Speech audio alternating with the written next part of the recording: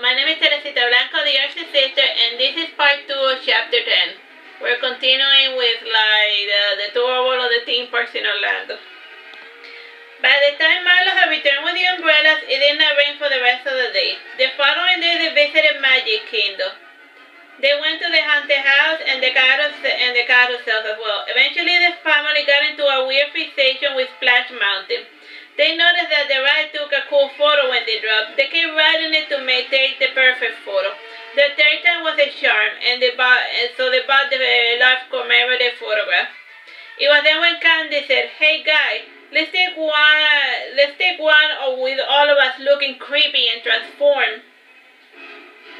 "Nah, I'm sick of the ride already," said Anya. "You go ahead and play, Candice." "Sure. I don't see why not," said Ambrose, who had the tendency to be a bit of a tool whenever he was trying to win Candice's back. In the end, Candice took on her cool photo with Marlo, Ambrose, and Sofita. Since they no longer covered an entire row, they had to take the photo with two unfortunate humans. They sat on the back to make certain that they would not ruin the humans' vacation. Ambrose transformed into a chimera with the limbs of a squid, the face of a horse, and with many small blisters and eyes and the body of a reptile. Marlo thought a moment, and then he chose the form he thought would amuse his daughter the most. He grew the traditional vampire wings, and he expanded the horns on his head and elongated his face to resemble the skull of a bison. As for Sofita, she turned her eyes red, and she grew skeletal wings. She thinned up her face and made her ears long to resemble an eye. Candice was thinking a lot of something cool, but she was never good at transformation. When it came time to take the photo, she ended up turning into an alpaca again. Only this time she had added deer antlers. Her human face was still visible, only that her eyes grew larger, and her nose flattened and became animal-like. After taking the photo, Candice had bought some future ice cream. This future ice cream was just basically little small round ice cream balls, like super tiny, like little patties. A cup was about $30.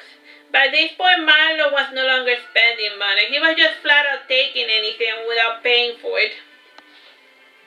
"My husband can be quite infantile at times," commented Marudo. "You're one to talk, daughter," snapped Anya. "So, Sofita, how long do you have to go to public school and stuff?" asked Ambrose. "It was more or less till I learned something, and trust me, I had learned the error of my ways.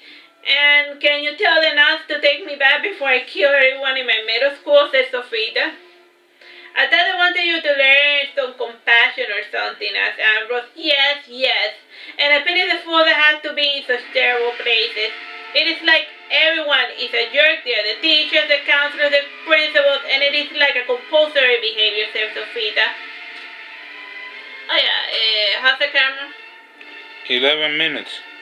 "If you think that is bad, you should try getting a day job," said Anya. "If it wasn't for the mind control, I would have to put up with many abuses. It is not easy being old, looking and employed. All the young ladies pink on you, and the boss sees it, and instead of punishing the douche, he makes the brat assistant manager. Don't let it get to you, Anya. I have been in many places, and I have lived a long time. Humans are like that, and there's no point in getting mad at a behavior that they cannot control.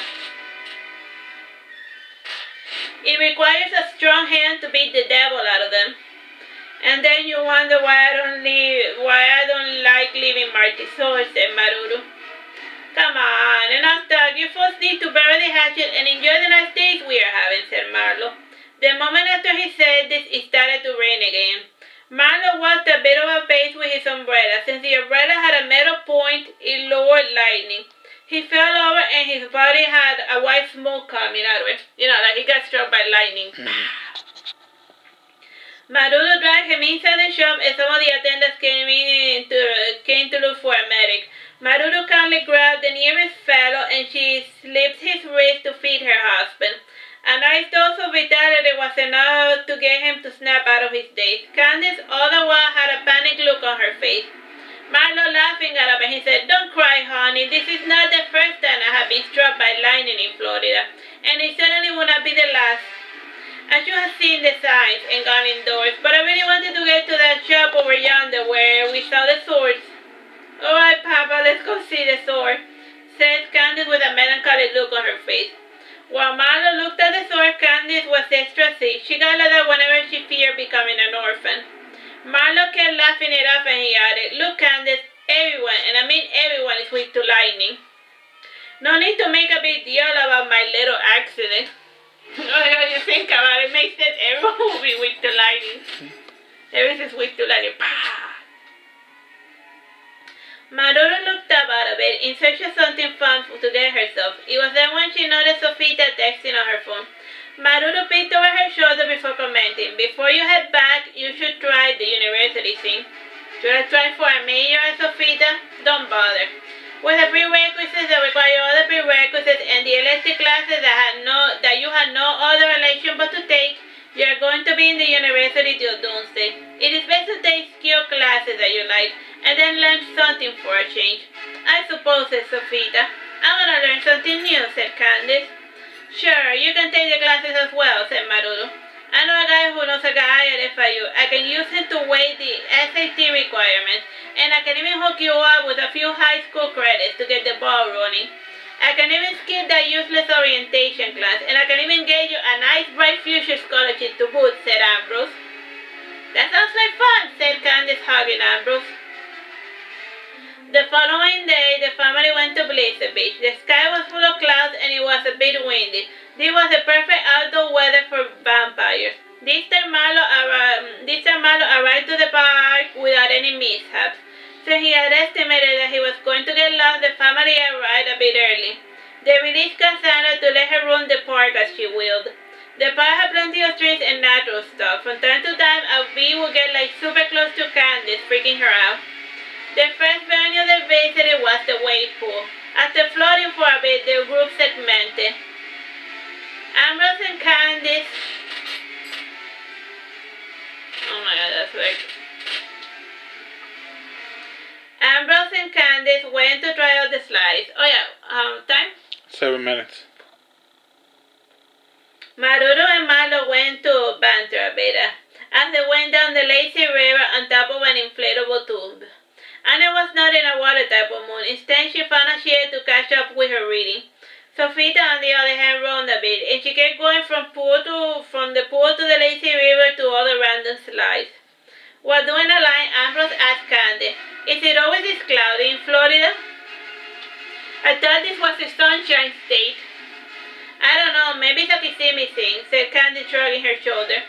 Ambrose wanted to ask more questions, but they reached the end of the line. Candice went first, and due to the velocity she got down from the slide, she felt as she had been in the air for a couple of seconds. It had been an odd, frightening sensation. The fright made her laugh as she concluded the slide. Ambrose followed along, jumping head first. As to be expected, he regretted his decision due to how much water he swallowed. After coughing it up a bit, they went to other ride. This time they saw slides that they could ride together. The final slide they went on had a pretty big line. Ambrose had purposely chosen this ride in order to get Candice to banter on. Eventually, Ambrose got the courage to ask, "Why do you not want to marry me, Candice?" "Because you gave her a small ring, probably," said another bored fellow waiting in line. A girl added, "Girls like guys with muscles. You should work on that." "If I had to guess, it probably has something to do with infidelity," said an old lady that was accompanying the little girl. "Do you mind?" asked Ambrose. "Ignore them. Everyone in this country is always up in your business. Even the most poisonous conversation will have at least 20 ears listening to it," explained Candice. "Well, excuse me," said a teenage girl. "But what else am I supposed to do while waiting in line?" "You could look at your cell phone or something," suggested Ambrose. The back and forth continued till they reached the end of the line. This ride had the largest slide. The floater allowed for at least 8 folks to ride on it. At the end of the ride, Ambrose and Candice got fed up with unwanted conversationalists. They took the lead chair to chat because it could only fit 2 people. For now, there they could look down on everyone. From time to time, Candice would speak to try to hit a fellow. It amused her whenever she did manage to strike someone. After the 4th time she took the ride, there was an angry fellow waiting for Candice and Ambrose. The fellow said a good number of profanities that Candice and Ambrose tuned out.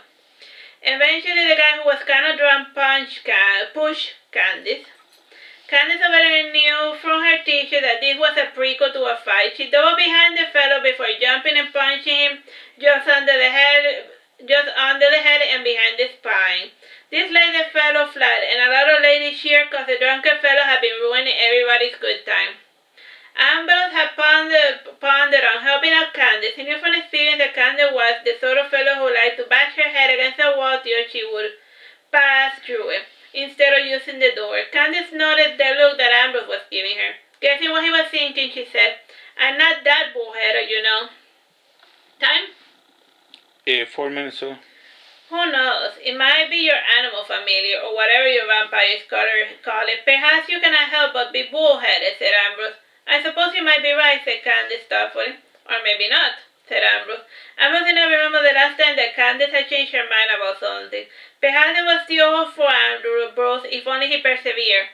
After this incident, Ambrose and Candice went to the lazy river.